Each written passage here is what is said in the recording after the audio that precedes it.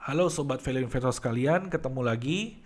Oke, pada pembahasan kali ini kita akan membahas sesuatu tentang eh, kontrol apa yang bisa kita kontrol dan lupakan apa yang kita nggak bisa kontrol.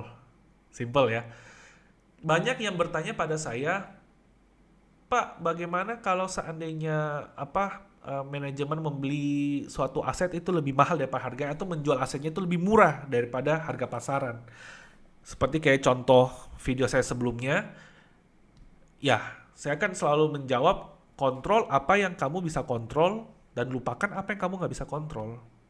Simpelnya seperti itu. Apa yang bisa kita kontrol dalam investasi saham? Yang kita bisa kontrol dalam investasi saham itu cuma satu, harga pembelian. Karena jangan lupa, kita kan sebagai pemegang saham minoritas, kontrol bukan di kita, gitu loh. Kita punya hak suara di RUPS juga nggak terlalu signifikan ketimbang dengan pemegang saham mayoritas. Kita cuma mengikuti mereka, keputusan apa yang mereka ambil, kita cuma mengikuti aja. Berharap itu yang terbaik untuk kita semua. Tapi sering ada kejadian juga yang bentrok kepentingan gitu antara mayoritas dan perusahaan. Itu sering kejadian gitu. Cuman ya di sini kita bakal melihat gimana owner menyikapi itu dan mengambil keputusan itu gimana gitu loh. Ya kan? Nah kembali lagi, hal-hal kayak gitu itu kita nggak bisa kontrol.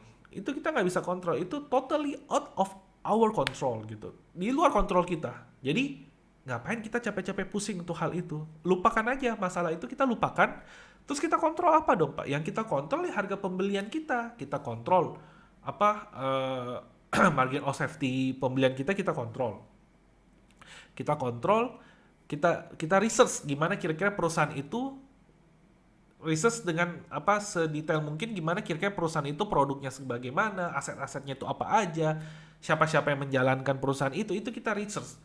Ya, sebenarnya kalau untuk siapa yang menjalankan perusahaan itu juga memang kita kan bisa research dan track and record dan transaksi afiliasi dan lain-lain. Tapi itu kan sebenarnya memang nggak menjamin 100% juga. Dia bakal sama track and recordnya bakal sebelum-sebelumnya.